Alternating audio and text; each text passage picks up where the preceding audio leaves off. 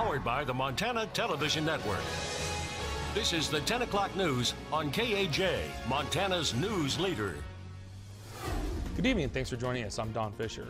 Big Arm residents are now without a working post office after a fire started inside the building late last night. MTN's Nicole Miller spent the day on the scene and tells us if the building is repairable and how residents will get their mail in the meantime. If you're a customer of the post office in Big Arm, you could see a delay in your mail services after the post office caught fire Tuesday night. Polson Rural Fire District Chief Gordon Geezer says no one was inside at the time and no one was hurt. I would say we probably had 25 firefighters here. Geezer says the call came in around 11 p.m., a report of smoke. Upon arrival, the first engine's report was that they had smoke showing at the front of the building and smoke showing along the roof line. Polson Rural Fire, Chief Cliff Fire, and Polson City Fire responded. This was an interior attack, and the fire was held to the area of origin within inside the building. Geezer says it took about 30 minutes to contain the fire, and within 60, they had it knocked out.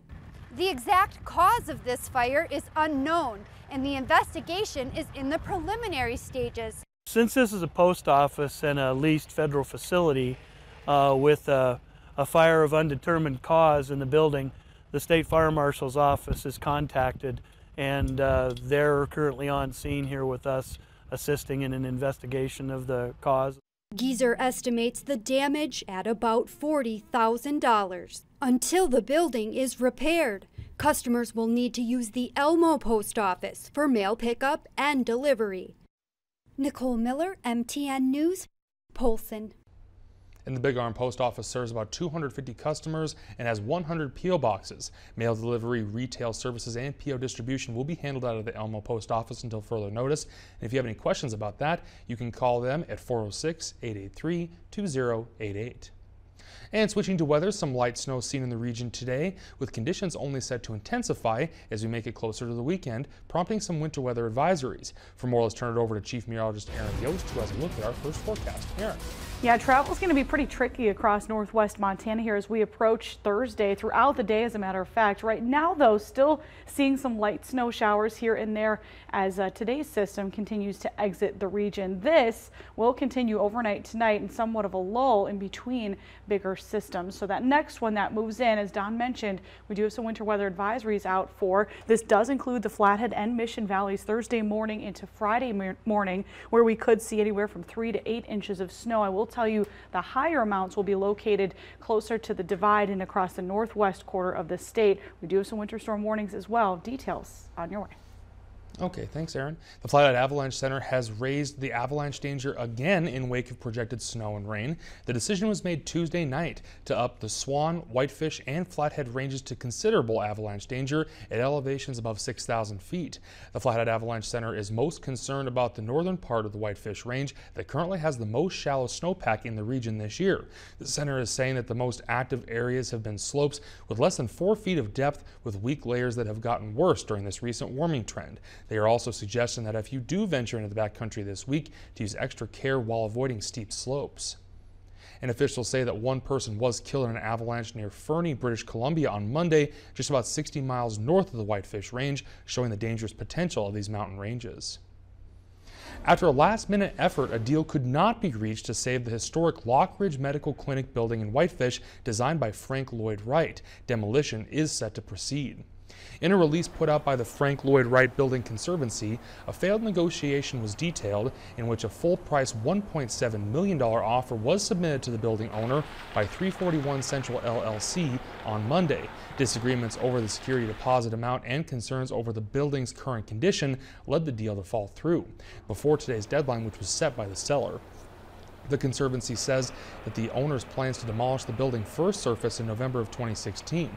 Organizations including the Montana Preservation Alliance and the Frank Lloyd Wright Building Conservancy have been working to put a deal in place for more than a year.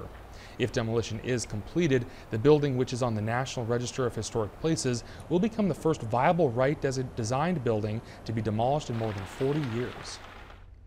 And he's a little bit country, he's a little bit rock and roll, and when he gets time, he wants to be a better fisherman. But for now, new University of Montana President Seth Bodnar is passionately focused on hitting the ground running. Dennis Bragg spent some time with him this week, learning of his love for Missoula, and the challenges of learning in the modern world.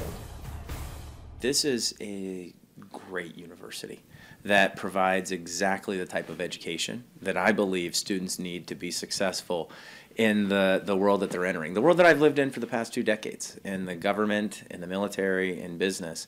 And this is a university that is very well suited to meet the needs of those students, to succeed not just in their job, but in their life. Sit down with Seth Bodnar for a few minutes and you'll catch his enthusiasm for the future. He doesn't complain about rapid change, he embraces it and sees UM as a model for innovation and excellence, a school applying strengths to the greatest opportunities, trying new research to solve problems. He uses water scarcity as an example, saying UM has the interdisciplinary tools to tackle a question from the biological, the ethical, and legal. While the mission will drive us, we also, of our students, we also have thousands of people that come to work here at the University of Montana every single day. And how do we make this not only a great place to work, but a place where every single one of our employees can reach their full potential? Bodnar comes onto a campus that's had rough times as its 125th birthday approaches. I ask him how he'll tackle that general grouchiness. Every organization goes through change and maybe some tougher times. But I would tell you the ground truth is that this place is full of high-energy students, incredibly talented, hard-working faculty members, and it's a privilege for me to be here. You know, I see my job as how do I do everything I can to make not just our students successful, but our faculty, our staff, every single employee successful here, because people are really positive about this place. This is a great institution that has changed the lives of literally hundreds of thousands of Montanans and young people from around the country, and we're gonna continue to focus on that great work. And I had to ask about his favorite artist to see if he fits Missoula's eclectic playlist. Garth Brooks, I'm a big Garth Brooks fan. Some of the newer stuff is a lot of fun. I love Zac Brown Band. I really enjoy Bruce Springsteen, but I love the outdoors. I love working out. I love hunting, fishing. I'm looking forward to honing those latter 2 skills when I get some time, but I'm not sure when that's going to happen, but it's just to be in a place that we love, at an institution that is so impactful, and just the beautiful surroundings in which we get to work. It's an incredible privilege. Dennis Bragg, MTN News, Missoula. And he also says in a time of significant division in the country, UM can be a kind of place where free, informed, respectful exchange of ideas can happen. Studies show that Billings is one of the least diverse towns in the nation, with 91% of Yellowstone County being Caucasian. But that doesn't mean there isn't some diversity and a discussion to be had. At a panel discussion Tuesday night in Billings, a group spoke of their experiences with racism and discussed what can be done to fight it. Attendees say the key takeaway was that racism, overt or not, occurs across the country and throughout the state. From accepting racial identity to microaggression actions by people to institutional racism, the forum covered a number of topics. The racism toward Native Americans is what's most apparent in my experience since I've been living here in Montana. You hear these little things, these comments. You could walk into a room and people just don't realize it and they say, hey, look, we're having a powwow. Things like that. Little tiny comments, oh, here come the Indians, we're not going to get tipped at a restaurant. You know, the comments, the being followed around in stores. I've been told to go back to Mexico more times than I can even care to count. It just makes me almost laugh at this point because it's so nonsensical. And the panel encouraged people to become involved with social justice groups if they want to see cultural change. And for an in-depth look at this story, you can visit our website at KAJ18.com. Candidates filing for the 2018 campaign open across Montana tomorrow, but for voters in the Bitterroot, it could be a season of musical chairs as they trim down the Board of County Commissioners from 5 to 3. In 2016, voters approved a reorganization plan that orders the Ravalli County Commission to be reduced back to the 3 positions the county had historically operated under. That's down from the 5-member board used since 2006. This year is when the changes take place, so 3 commissioner seats will be on the ballot. Without the change, that means Commissioners Jeff Burrows, Doug Schallenberger, and Ray Hawk would be running, but also in 2016, Commissioners Greg Chilcote and Chris Hoffman ran for 2-year terms, so potentially all 5 men could be running for the 3 revised district spots with a map awaiting court approval. After the election, the winners will draw lots to stagger their terms for future elections. Missoula County Sheriff TJ McDermott announced that he will be running for re-election this year. McDermott started his law enforcement career in Anaconda before moving to Missoula and joining their city police department. He moved to the sheriff's office in 2003 and became a detective in 2006. McDermott then became sheriff in 2014 after defeating Josh Clark and Bob Parcell by a sizable margin. Over his 4 years as sheriff, McDermott feels like he has increased positive interactions between the department and the Missoula community. And he says he also hopes to continue his efforts with jail diversion for low-level nonviolent offenders, which he considers one of the accomplishments during his first term as sheriff. We've got a lot of great work to do in the years ahead. Our jail diversion program for our county is pretty exciting.